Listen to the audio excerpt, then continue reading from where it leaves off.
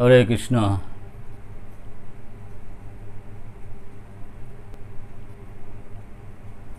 এত সময় আমরা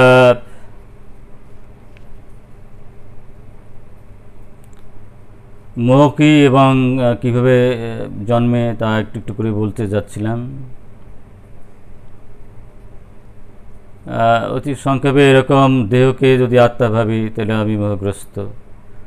আমি যদি মালিক ভাবি নিজকে তাহলে মোহগ্রস্ত। আমি যদি নিজকে কর্তা ভাবি আমি তাহলে মোহগ্রস্ত।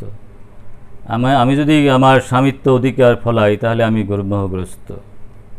এটা আমাদের বুঝতে হবে।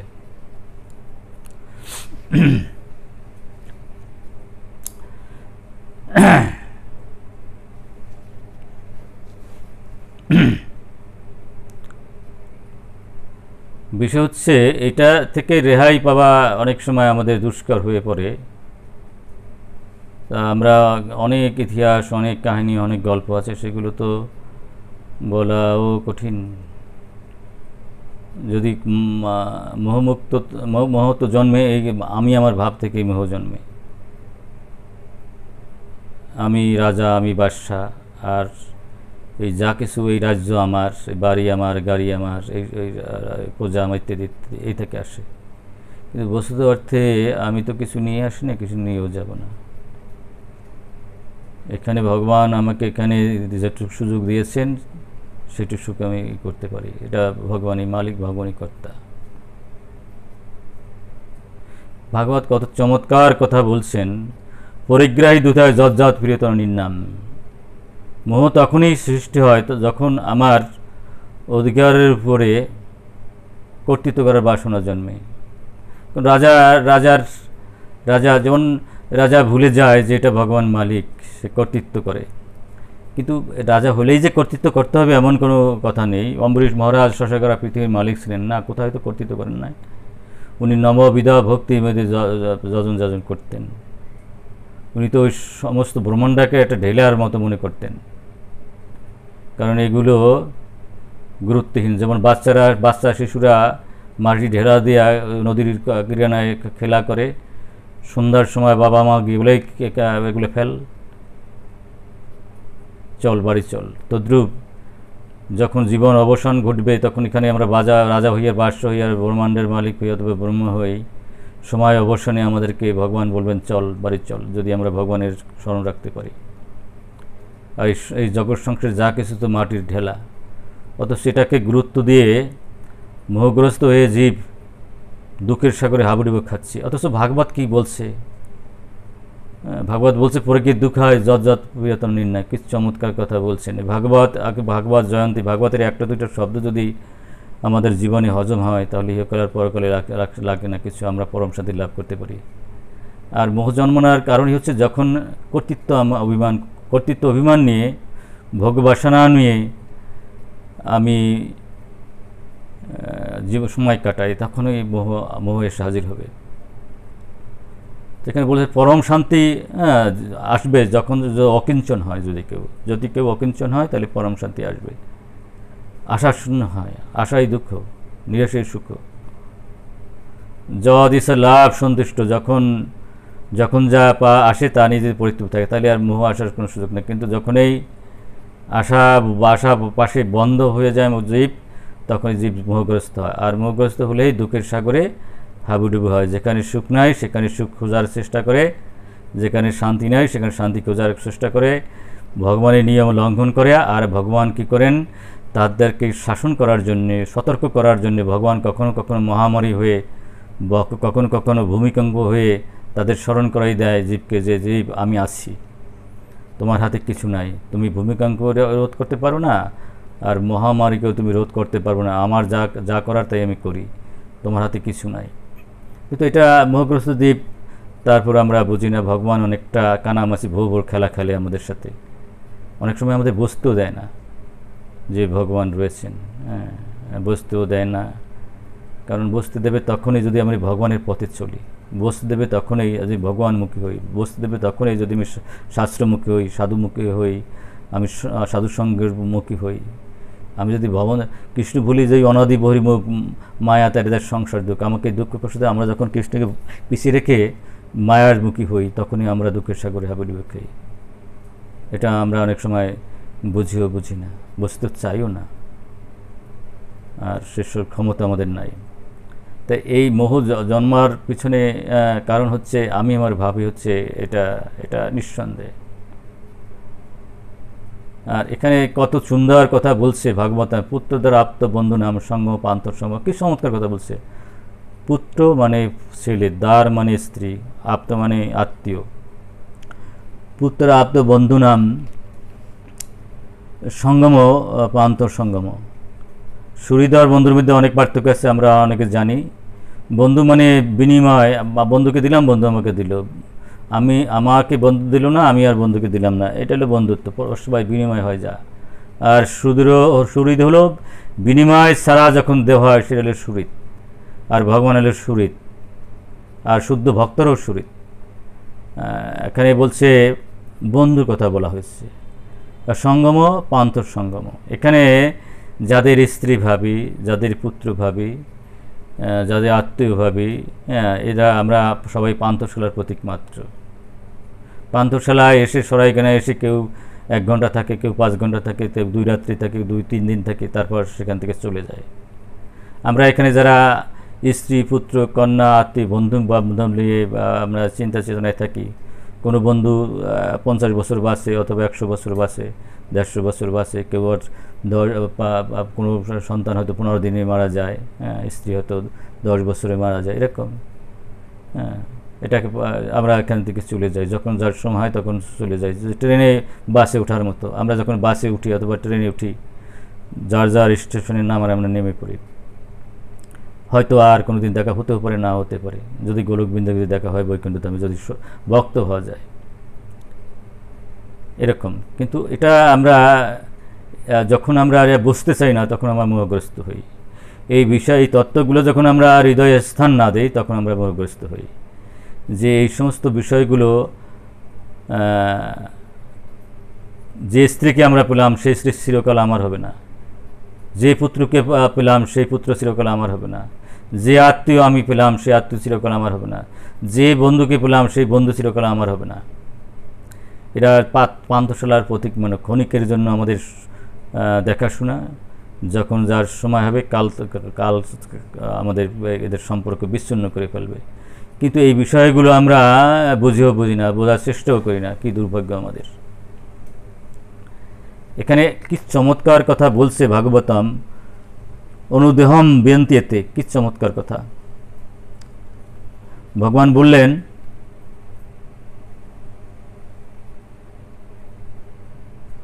প্রতিবার দেহ পরিবর্তনের ফলে বিয়ন্তি মানে পৃথক হয়ে যায়। ভাগবতের কথা, ভগবানের কথা, কোথাও প্রতিবার দেহ ত্যাগের পরে সম্পর্ক সেগুলো বিচ্ছিন্ন হয়ে যায়। এবার যিনি স্বামী আছেন, পরবর্তী সময়ে সে অন্য কিছু হয়ে যেতে পারেন। এবার যিনি স্ত্রী আছেন, পরবর্তী জন্মে তিনি অন্য কিছু হতে পারেন। এবার যিনি পুত্র হয়ে জন্মেছেন, পরবর্তী জন্মে আপনার শত্রু হয়ে জন্মগ্রহণ করতে পারেন। শাস্ত্রে বলেছেন, যে পুত্রগুলো বেশি বাপ মাকে জ্বালা দেয়, সেই পুত্রগুলো গত জন্মে, অতীত জন্মে শত্রু ছিল। ওই শত্রু থেকে তারা শত্রুতালি পূর্ণ মাত্রায় শোধ নিতে পারে নাই। তাই এখন এবার সন্তান হিসেবে এসে জন্মগ্রহণ করে ওই শোধ নেওয়ার জন্য। তাহলে পুত্র শত্রু হয়ে পুত্র হয়ে জন্মগ্রহণ করে, সেটা আমরা মোহগ্রস্ত জীবরা কিন্তু সেটা বুঝি না। যেটা বেশি খারাপ সেটাই কিন্তু বেশি ভালো লাগে। কারণ এখানে এই জগতের যারা ভক্ত নয়, অথচ সুন্দরী, এদের মতো ভয়াবহ জীব আর এই জগতে নাই। কিন্তু ভক্ত হলে সুন্দরী অসুন্দরী কালো আর নীলা, এতে অসুবিধা নাই। কিন্তু যদি ভক্ত না হয় আর যদি সুন্দর হয়, তার মতো ভয়াবহ জীব আর নাই এই জগতে, বুঝলেন। আর এখানে সুখের কোনো লেশমাত্র নাই, সুখ কিছুই দেবে না দুঃখ ছাড়া, অথচ সেটার দিকেই সবাই নজর যায়। এই জগৎ সংসার যা কিছু অনেকটা ওরকম ছলনাময়ী নারীর মতো, দেখতে হয়তো অনেকটা সুন্দরী লাগে, ভালোই লাগে, এখানে কোনো স্থায়ী কোনো আনন্দ পাওয়ার কোনো সুখ নাই, অবস্থা নাই। তবে এক জায়গায় পাওয়া যায়, যদি শুদ্ধ ভক্ত হওয়া যায়, কৃষ্ণের সংসার করা যায়, এখানেও বৈকুণ্ঠধাম পরিণত হয় যদি সেটা পারা যায়, কিন্তু সেই সংখ্যা খুব কম। যতক্ষণ পর্যন্ত না পারা যায় তখন সেটা সুন্দরী রমণীর মতো, স্বর্ণাময়ী নারীর মতো, সেখানে সুখে লেশমাত্র নাই, শুধু দুঃখই আর দুঃখই দুঃখই দুঃখই, সেটা আমাদের বুঝতে হবে। কিন্তু এখানে যদি আমরা একটু মানে প্রতিবার দেহ ত্যাগের সাথে সাথে আমাদের কিন্তু সবার সাথে সম্পর্ক বিচ্ছিন্ন হয়ে যাবে। ভাগবতের যা কথা বলল, ভাগবতের 11 স্কন্ধের 17 অধ্যায়ের 53 শ্লোকে এটা বিস্তারিত খুব সুন্দর করে বলা দেওয়া আছে। এখানে আপনারা মহাজনরা এই সম্পর্কে অনেক সুন্দর সুন্দর কাহিনী দিয়ে আছে। আমরা যদি সেই চিত্রকেতুর কাহিনী বলি, অতি সংক্ষেপে যদি বলি, তাও আমরা একটা বলতে পারি। চিত্রকেতু মহারাজ তো 1 কোটি রাজা স্ত্রী গ্রহণ করলেন, আপনারা জানেন। এটার আত্মীয় কিন্তু প্রীতিমান চেয়েছিল, পুত্র হয় না। কেউ কোনো কোনো মহারাজরা বলছেন যে এটা পুত্র কামনার জন্যই তিনি এক এক করে 1 কোটি স্ত্রী গ্রহণ করেছেন, কিন্তু ওনার তো ইচ্ছা পূরণ হয়নি। কারণ কপালে না থাকলে কেউ কী করে হবে। হ্যাঁ, অঙ্গিরা আসলেন, বললেন কি দেখো, জগদীশ্বর লাভ সন্তু দ্বন্দ্বিত বিমর্ষ, তোমার ঈশ্বর যা দিয়েছেন সেটা নিয়ে পরিত্য থাকো, দ্বন্দ্ব করতে জানা, পরের সুখ দেখে করতে বিচলিত হয় না। আর তাছাড়া এই জগৎ সংসারে যেটা সুখ সেটাই দুঃখের কারণ, যেটা বেশি সুখের আকর্ষণ করে সেটাই দুঃখের কারণ। কি গাড়ি, কি নারী, কি সুন্দরী রমণী, সেটা হলো দুঃখের কারণ। আর এর মোহগ্রস্ত জীব এটাকে আপন করে ভাবে, আপন না ভাবলে দুঃখ দিতে পারে না। যত কষ্ট সুন্দরী রমণী দিতে পারে অত কষ্ট আর কেউ দিতে পারে না। সুতরাং মোহগ্রস্ত জীব এর পিছনেই সবাই ধাওয়াত আমরা দৌড়াচ্ছি। তো সুতরাং এই জগৎ সংসারে যে সুখ, সেই স্বর্ণাময়ী নারীর মতো তুমি সুখের চিন্তা করো না, ভগবান তোমাকে যা দিয়েছে তা দিয়ে তৃপ্ত থাকো। তো বলে দেখেন, আমি গৃহস্থ মানুষ, আমার যদি সন্তান না হয় তাহলে আমার জীবন তো আত্মঘাতী কাজ না, আমার সন্তান চাই। অনেক কথা কোনোভাবেই তাকে শোনাতে পারা হলো না। শেষে বলে যে তুমি যদি সন্তান চাও তাহলে ঠিক আছে। তখন অঙ্গিরাস ঋষি কী করলেন, আপনার যজ্ঞ করলেন। সেই যজ্ঞ থেকে আপনার চারু মানে যাকে আমরাকে প্রামাণ্য বলি। তো এখন এখানে দেখেন একটা এই জড়জগতে এমন একটা জিনিস সুখের সাথে একটা দুঃখ সাথে সাথে চলে আসে।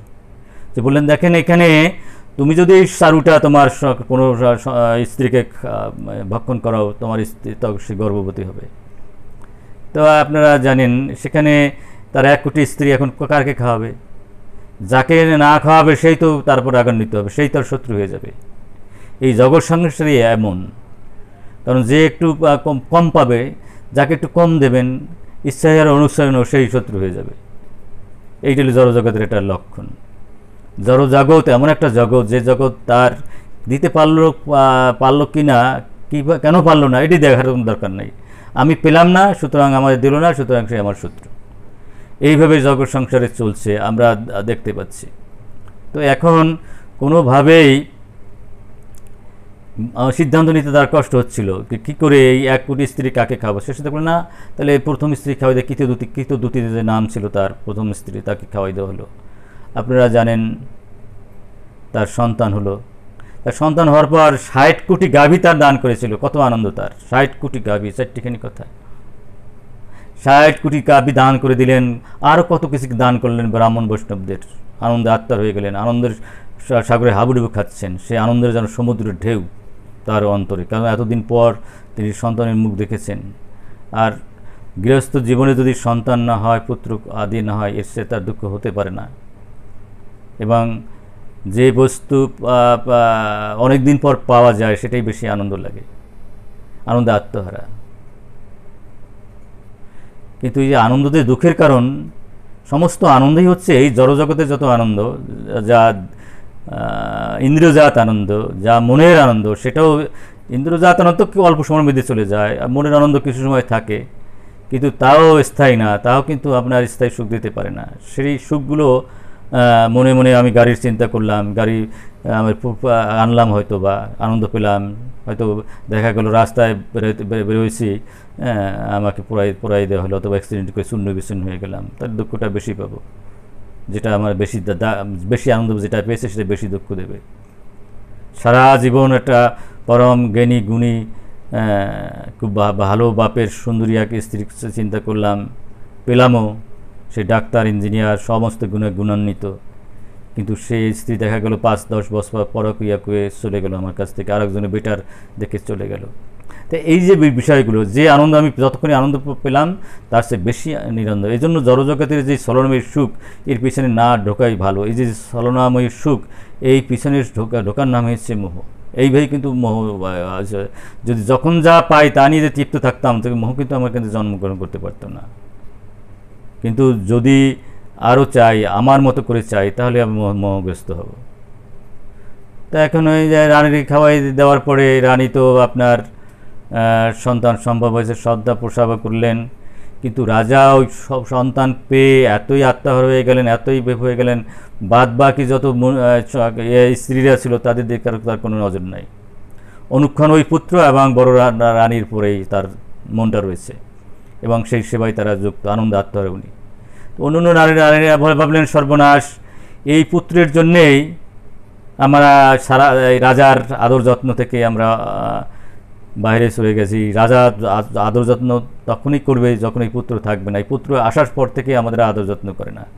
আপনারা জানেন, একে মারা হলো, রানীরা মেরে ফেললো, তাই না? তো রাজা এখন কি সন্তান, এতদিন পর সন্তান পেয়েছিলেন, আনন্দে আত্মহারা, এবং আত্মহারা, এত আনন্দ আত্মহারা, সে তো আর করা যায় না। তো উনি যখন সন্তান হারালেন, যত না সুখ পেলেন তার চেয়ে 1000 কোটি গুণ দুঃখ পেলেন, তিনি বোবার মতো হয়ে গেলেন। এবার অঙ্গ্রেজ দেখলেন সর্বনাশ, এই তো এক সর্বনাশা পথ। অঙ্গ্রেজ মণি কী করলেন, নারদ মুনির সহ সেখানে যে হাজির হলেন। তা এখন কোনোভাবেই তাকে স্থির করা যাচ্ছিল না, শত উপদেশ দেওয়ার পরেও। তখন নারদজি কী করলেন, যোগ বলে সেই মৃত পুত্রের নিয়ে আসলেন, আত্মা ফিরাই নিয়ে আসলেন দেহে। তোমরা তুমি তোমার বাবাকে মাকে ছেড়ে চলে যাচ্ছ কেন এত অল্প সময়? তোমার তুমি সারা পৃথিবীর মালিককে ছেড়ে চলে যাচ্ছ কেন?